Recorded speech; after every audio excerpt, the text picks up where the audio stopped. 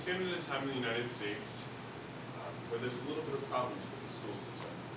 We're not comparing to other countries. We're having funding issues. This might look like schools that you might think about when you think of schools in the United States. This picture, you can sort of see crumbling of the building. Here's another one where it's completely devastated. Those are also schools that are in the United States who have had funding issues and had to close down. The last two were recent ones that have closed down. And this is what the school buildings look like now.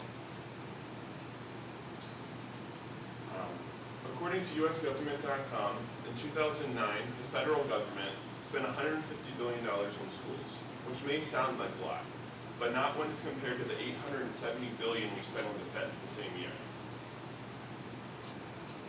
According to educationweek.org, 30,000 schools failed to make yearly progress in 2007, 2008, according to No Child Left Behind. And 15,000, over half of those schools, haven't missed progress the last 2 years in a row. And over 3,500 of those schools has not made progress at all since this legislation has went through. And that's all based on the No Child Left Behind that President Bush passed. Today I'm going to tell you about No Child Left Behind, school budgets, and the Detroit School District, and how we need to make funding for schools more accessible. Scoring well on the standardized tests is such a big deal right now in our schools, and because of this, the schools are now, their funding is linked to their standardized test scores, as well as the government may come in and take over the school if the scores aren't what they should be. So some of the principals and superintendents aren't as worried about getting supplies or crumbling schools or better technology because they're so focused on their test scores. They're also focused on the fact that if these scores don't happen, the government will come over and take their jobs, superintendents will lose jobs, principals will lose jobs. So they're focused a lot on the tests, the scores that their students are getting, and not necessarily learning that's occurring. So I know that in most school districts, a lot of money is spent on doing pre-tests before the standardized tests. So a lot of money is spent on that. If more money would come down from the federal government, it would also be able to do things such as building new schools, getting supplies, better technology.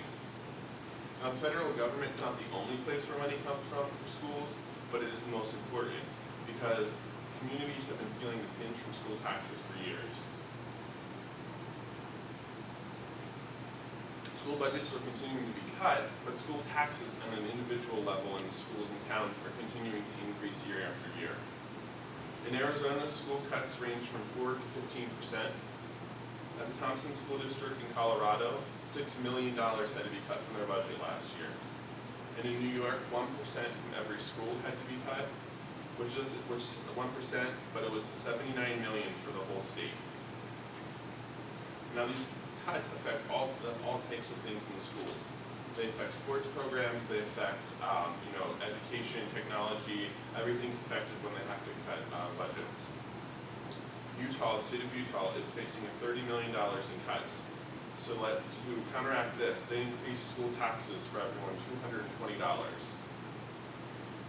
So what this means is we need to have more funding on a federal government level than rather the state government, because basically all right now the schools can do is continue to increase our state or school taxes, and they need more money from the federal government to come down so they don't have to do that as much. A real life example of this is the Detroit School District. If you remember back to the pictures I showed, those were from the Detroit School District. They, like many cities, have been having a terrible time funding their public school system. Their school system is falling into disrepair. So if you remember back to the pictures, they have to close a lot of schools. A lot of the schools are crumbling. One of the principals asked parents to please supply light bulbs and toilet paper because the school couldn't afford it. This is in the United States. Students can't bring their books home because they can't afford enough books for the kids to take home. Now, this does happen in a lot of schools, a lot of city schools. But how do we expect our kids to learn if they can't take their books home to do studying or to do homework? Detroit will have to close 44 schools in June just so that they can keep their balance, so they don't have to increase school taxes. Let's look back over what I talked about today. Many schools in the United States are underfunded and they can't afford basic supplies.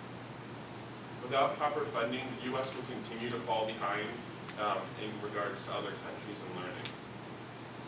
So let's start fighting for our schools and get them back on track. I'm going to pass this out to you. It's the Department of Education school funding plan for 2011. In it, there's a lot of nice things that they are going to do, but if we don't say that we want this, it'll get cut, or things will get cut from it.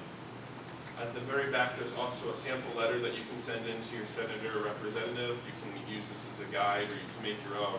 But it just encourages them to hold on to these amounts to spend this, or to sponsor their own bill to increase school funding.